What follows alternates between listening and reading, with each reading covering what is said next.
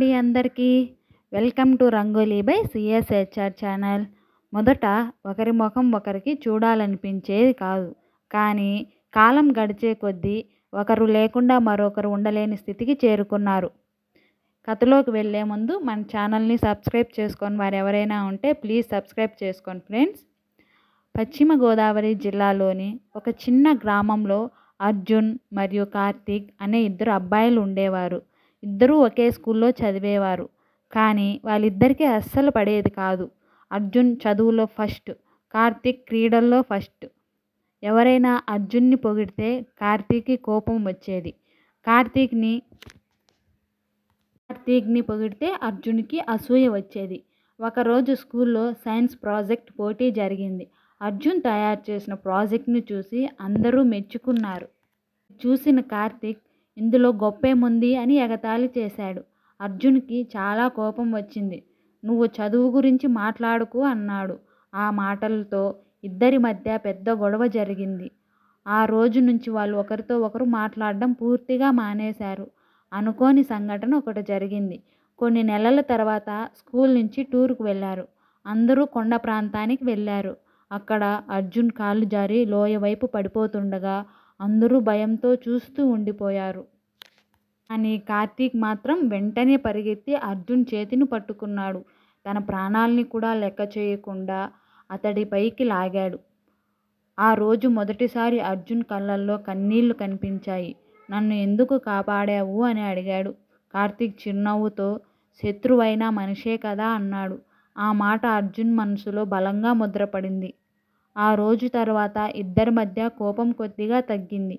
ఒకరోజు కార్తీక్ గణితంలో ఫెయిల్ అయ్యాడు. అందరూ నవ్వారు, కానీ అర్జున్ మాత్రం అతడి దగ్గరకు వెళ్ళి నేను నేర్పిస్తాను, కలిసి చదువుదాం అన్నాడు.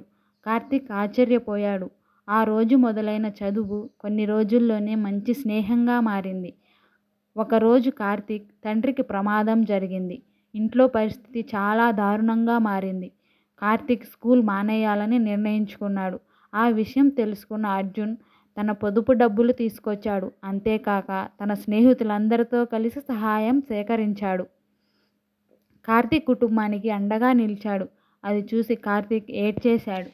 నా కోసం ఇంత చేస్తావని అనుకోలేదు అన్నాడు. అప్పుడు అర్జున్ నవ్వుతూ స్నేహం అంటే సంతోషాల్లో నవ్వుకోవడం కాదు, కష్టాల్లో భుజం ఇవ్వడం అన్నాడు. ఇంటర్ పూర్తయ్యాక ఇద్దరూ వేర్వేరు నగరాలకు వెళ్ళారు. మొదట్లో బాగానే అనిపించింది, కానీ కొన్ని రోజుల్లోనే ఇద్దరికీ ఒంటరితనం మొదలైంది. ప్రతిరోజు ఫోన్ కాల్స్, ప్రతి చిన్న విషయం ఒకరితో ఒకరు పంచుకోవడం. సంతోషం వచ్చినా బాధ వచ్చినా మొదట గుర్తొచ్చేది ఒకరే. ఒకరోజు అర్జున్కు ఉద్యోగం పోయింది. అతడు తీవ్ర నిరాశలోకి వెళ్ళిపోయాడు. ఆ విషయం తెలుసుకున్న కార్తీక్ వెంటనే వందల కిలోమీటర్లు ప్రయాణించి అతడి దగ్గరికి వచ్చాడు. ఉద్యోగం పోయింది అంతే కదా అని ధైర్యం చెప్పాడు. ఆ మాట అర్జున్ జీవితాన్ని మార్చేసింది. సంవత్సరాలు గడిచాయి. ఇద్దరికీ పెళ్ళిళ్ళు అయ్యాయి, కుటుంబాలు ఏర్పడ్డాయి. కానీ వారి స్నేహం మాత్రం మారలేదు. వాళ్ళ పిల్లలు కూడా కలిసి పెరిగారు. ఒకసారి కార్తీక్ విదేశాలకు వెళ్లాల్సిన పరిస్థితి వచ్చింది. వెళ్ళే రోజు ఇద్దరూ ఎయిర్పోర్ట్లో నిలబడ్డారు. నవ్వే అర్జున్ కళ్ళల్లో నీళ్లు కనిపించాయి. కార్తీక్ కూడా ఏడ్చాడు. అప్పుడు అర్జున్ అన్నాడు, ఒకప్పుడు నిన్ను చూడటమే ఇష్టం ఉండేది కాదు, కానీ ఇప్పుడు నువ్వు లేకుండా నా జీవితాన్ని ఊహించుకోలేను. కార్తీక్ చిరునవ్వుతో రక్త సంబంధాలు దేవుడు ఇస్తాడు, కానీ ప్రాణ స్నేహితుడిని కాలమే ఇస్తుంది అన్నాడు. నిజమైన స్నేహం ఎప్పుడూ ఒక రోజులో పుట్టదు. కొన్నిసార్లు శత్రుత్వంతో మొదలై నమ్మకంతో పెరిగి జీవితాంతం విడదీయలేని బంధంగా మారుతుంది. మొదట శత్రువులుగా ఉన్నవాళ్ళు చివరికి ఒకరి ప్రాణం మరొకరిగా మారిపోయారు. ఈ వీడియో, ఈ కథ, ఈ ముగ్గులు మీకు నచ్చితే ప్లీజ్ లైక్ చేసి, షేర్ చేసి, కామెంట్ చేయండి ఫ్రెండ్స్. ఇలాంటి వీడియోస్ కోసం మన ఛానల్ని సబ్స్క్రైబ్ చేసుకోండి. వీడియో లాస్ట్ వరకు చూసిన ప్రతి ఒక్కరికి థ్యాంక్ యూ అండి. ఇలాంటి మంచి స్నేహితులు మీ లైఫ్లోనే ఉన్నారా? ఉంటే కామెంట్ చేయండి ఫ్రెండ్స్.